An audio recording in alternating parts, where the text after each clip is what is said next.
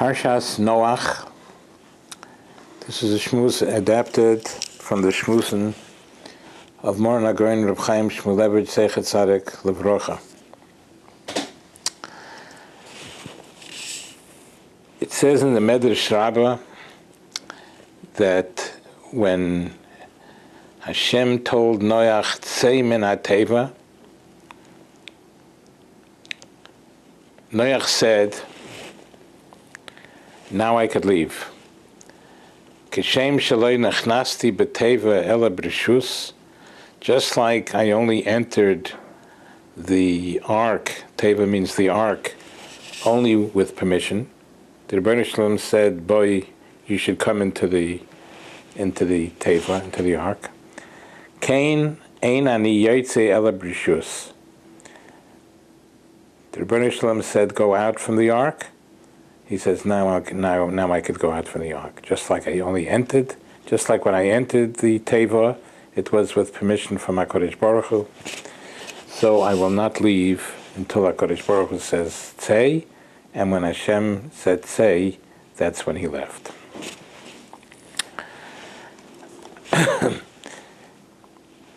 Even though the land was already dried, and as it says in the pasuk, after the land was dried, HaKadosh Baruch Hu said, "Say," but there was a time period, whatever time it was, that it was already dry, and nevertheless, Noach did not leave until HaKadosh Baruch Hu said, "Say, go out."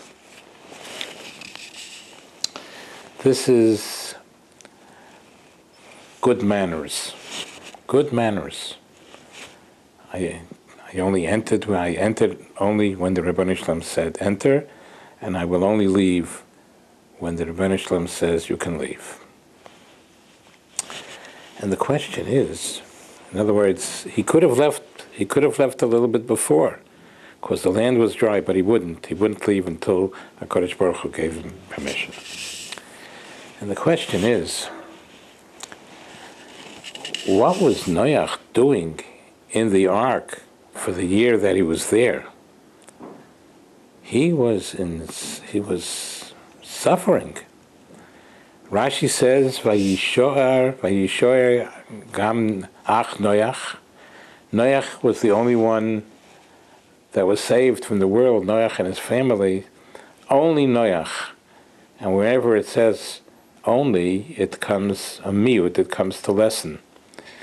And Rashi explains, it brings down Chazal, that Rashi says that Noach was goineach, he was groaning, and he was spitting up blood, roikek dam, because of his weakness from being involved day and night with the animals. He had to feed them.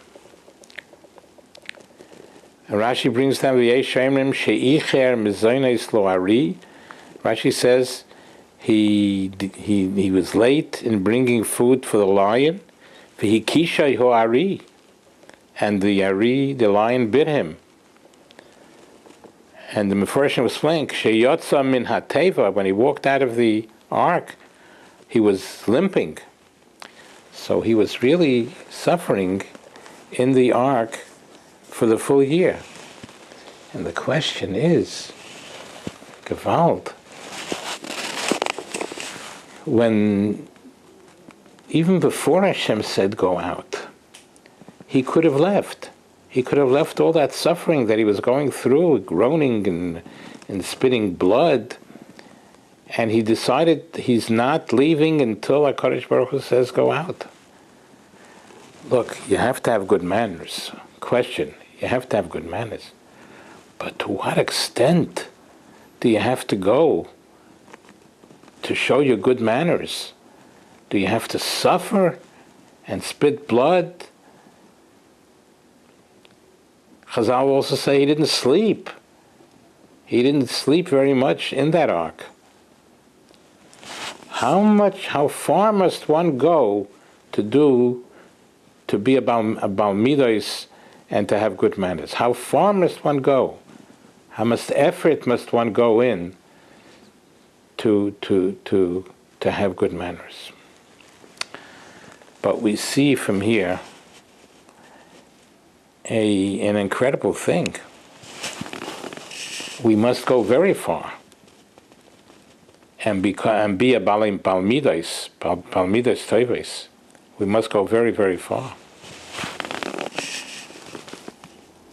Midas is not just when it's, nice to be polite and everything. But to exert effort, we have to go all out to try to be a balmidas toives, to have good manners. The Eibishter should help us. We should be zeicha to learn from this, that we have to go out of our way to be nice and have good manners. Kashem he only entered the ark because when HaKadosh Baruch Hu gave him permission, he wouldn't leave. Even though he could have, the land was dry, he could have left.